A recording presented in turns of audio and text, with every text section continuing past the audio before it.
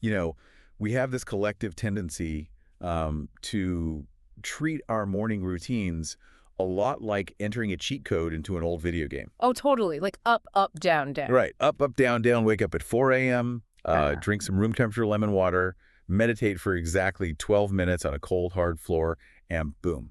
Unlimited wealth and productivity unlocked. Exactly. You force yourself out of bed while it is still like pitch black outside. You're shivering, just staring at the ceiling, fully convinced that because some billionaire in Silicon Valley does this, it is the absolute mandatory sequence to conquer your day. Yeah, it is entirely treated like an algorithm. We just assume human beings operate on this really rigid input-output system. Right. Like if you just input the mathematically correct sequence of grueling morning habits, you will output immense worldly success. And we're completely obsessed with finding that perfect sequence. But our mission for this deep dive is to explore why trying to optimize your morning by, copy pasting the habits of highly successful people might actually be the exact thing ruining your day. Yeah, which is a wild thought, but it's true. It is, and we are drawing on a really fascinating stack of sources to figure this out today. We've got a recent analysis of a viral LinkedIn post by Richard Branson, alongside some really compelling insights from Oliver Burkeman, who is a best-selling author focusing on productivity, and Rachel Barr, a neuroscientist. And they are all essentially pointing to the very same highly counterintuitive conclusion here. Which is so interesting. But it feels incredibly timely, too, We are living through an era of absolute information overload when it comes to productivity advice. Oh, for sure. It's everywhere. Everywhere you look, you are being sold a rigid, standardized recipe for success. But today, we are going to completely dismantle that approach. We are going to look past this relentless push to, optimize every waking second and actually examine the neurological science of morning habits. Because the ultimate life hack we are going to uncover might just be ignoring the productivity gurus altogether. Exactly. Okay, let's unpack this, because the allure of the billionaire morning is honestly undeniable. I mean, the sources point out some of the most famous examples, and they are wild. Very wild. And heavily scrutinized. Right. They're quirky. They're very specific. Like, you have Apple's Tim Cook and his notoriously strict 4 a.m. wake-ups. Yeah. You have Steve Jobs, who apparently looked in the mirror every single morning and asked himself this rather intense, morbid question about whether he would want to do what he was about to do if it were the last day of his life. Which is just setting a very heavy existential tone before your brain has even fully booted up for the day. I know, right? Imagine doing that before coffee. And then on the completely opposite end of the spectrum, you have Jeff Bezos. Oh, the puttering. Yes. His morning secret to a clear, focused mind is just puttering. He explicitly blocks out time to just putter around his house, read the paper, drink coffee. Which sounds lovely, honestly. It does. But as much as we love reading these details, we tend to cross the line. We stop looking at them as interesting biographical trivia and start looking at them as instructional manuals for our own lives. And the absolute pinnacle of this, like the holy grail of the go-getting morning routine, belongs to Richard Branson. Right, the founder of the Virgin Empire. I mean, in productivity circles, his daily schedule is treated with a sort of reverence. It is the final boss of morning routines.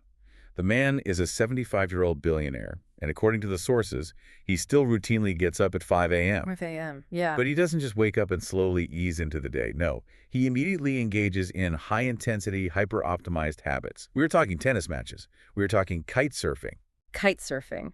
At an hour when most of our circadian rhythms are still demanding deep REM sleep. Kite surfing before the sun is even fully up. And then he follows that up by eating daily meals that are, get this, specifically designed for him by a Harvard-trained cancer doctor. Wow. You look at that intimidating, ultra-disciplined living plan and think, well, clearly, that is the secret. We treat these routines like a software patch. Oh, I like that. You think if you could just force your hardware to download the Branson 5.0 update into your brain, it will automatically compile into billions of dollars, boundless energy, and, like, a private island. The software patch analogy captures the absurdity perfectly, I think, because you are trying to install an operating system that was never designed for your specific hardware. Right. And here is the central irony of our entire obsession with these titans of industry. We look to them for the ultimate life hacks, just assuming they have figured out the mathematically optimal way to exist. But the very man with perhaps the most enviable, high-achieving routine of all, Richard Branson himself, has just explicitly come out and told everyone to stop doing it. Which is crazy. The guy with the supposedly perfect routine is going out of his way to tell us the perfect routine is a complete myth. Right. What's fascinating here is the specific reasoning he provides. So this all stems from a recent, highly publicized post he made on LinkedIn. Okay. People are constantly asking him about waking up at 5 a.m., just assuming it is his secret weapon. But Branson warns against blindly following his routine, or frankly, anyone else's routine. Yeah. He made a confession that completely undercuts the entire guru industry. He stated that waking up at 5 a.m. and exercising is just something that comes very naturally to his specific biology. Oh, wow. It is not a universal secret to success. It is just his personal default setting. So he is basically saying, I didn't crack the secret code of human output.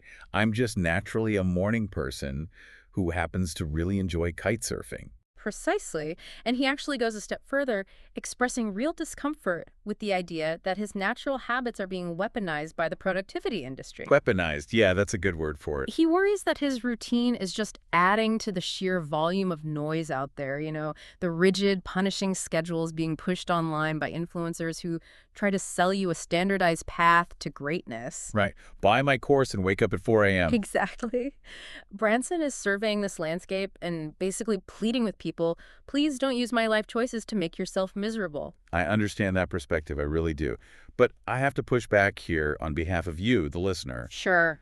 Because if you are trying to build a career or start a business or just, get your life together, you have probably been told a million times to embrace the grind. Oh, absolutely. Isn't success fundamentally built on discipline?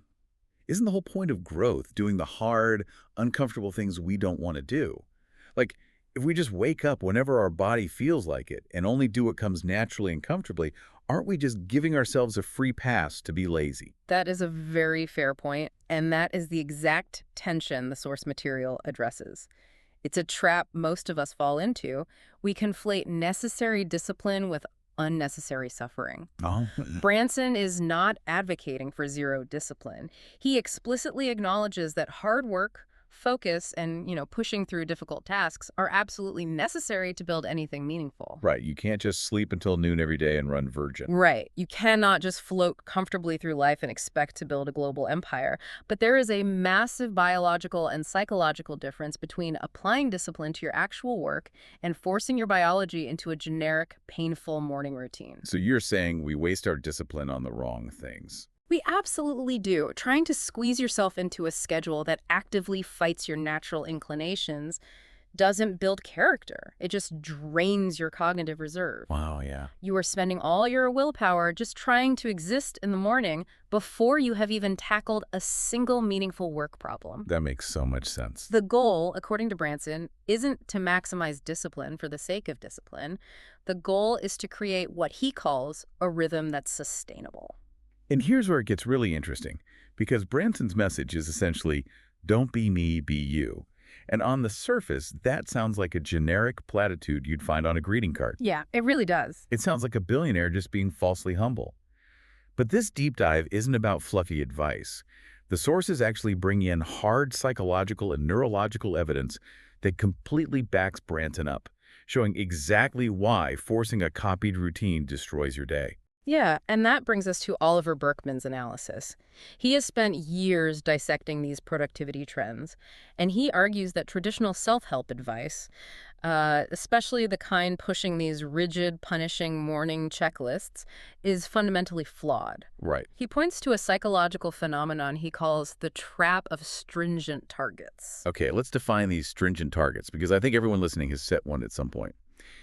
It is that Sunday night motivation where you decide you are going to overhaul your entire life by Monday morning. Exactly. You decide you want to be hyper-productive, so you create this fantasy version of yourself. Yes. You set an eye-wateringly early wake-up time, combined with a brutal wellness checklist. You tell yourself, I'm going to wake up at 4:30 a.m., run 5 miles in the dark, meditate for 20 minutes, and read a chapter of a dense business book before my kids even wake up. Right, and Berkman explains that setting these targets almost always backfires.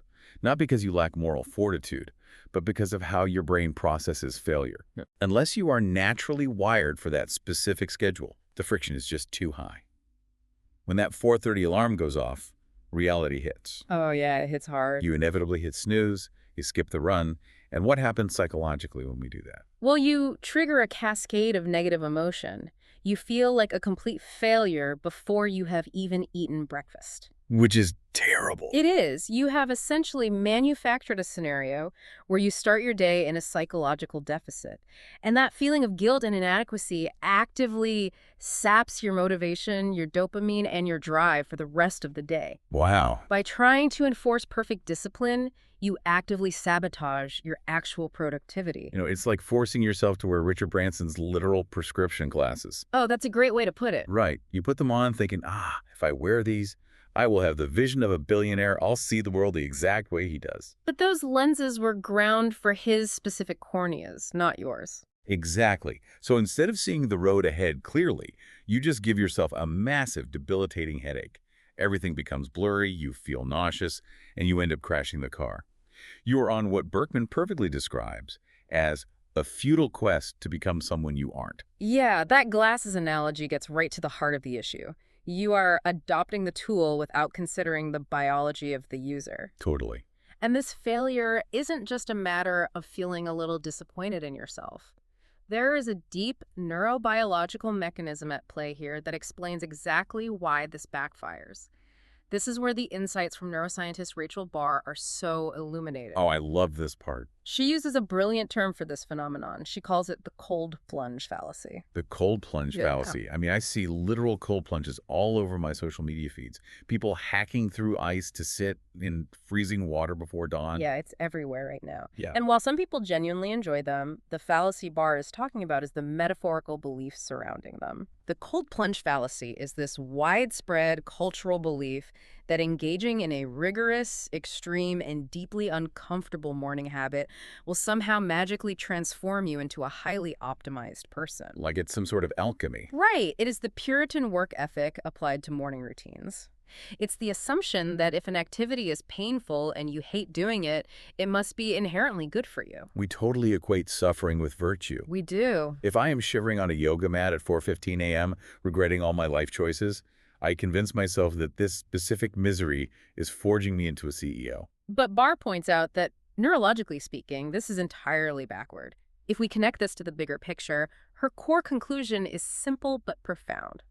Habits you genuinely do not like just make you unhappy. Yeah. And an absolute mountain of scientific data shows that unhappiness actively hampers performance, focus, and long-term success. Okay, this completely reframes the conversation for me. We usually think of a grueling routine as something that gives us a competitive edge, even if it makes us miserable. But you are saying the misery itself is dulling the edge. How exactly does that work in the brain? Well, when you force a naturally late sleeper into a punishing 4 a.m. routine they hate, their brain interprets that forced friction as a threat. Like a literal physical threat. Yes, you trigger a stress response. Your body releases cortisol, the stress hormone. And when cortisol spikes, your brain literally redirects blood flow and resources away from your prefrontal cortex. Wait, away from the prefrontal cortex. That's the part of the brain responsible for problem solving, right? Exactly. It controls your executive function, your creativity, your cognitive flexibility. Oh, wow. So by stressing yourself out with a miserable routine, your cognitive flexibility drops, your ability to solve complex problems diminishes. That is wild. That punishing morning routine you thought was turning you into a high performer is biologically making you less adaptable and less creative for your actual workday. So it's literally making you worse at your job. Exactly. Barr notes that the practices you choose for your mental health and your morning routine absolutely must align with what your brain naturally needs.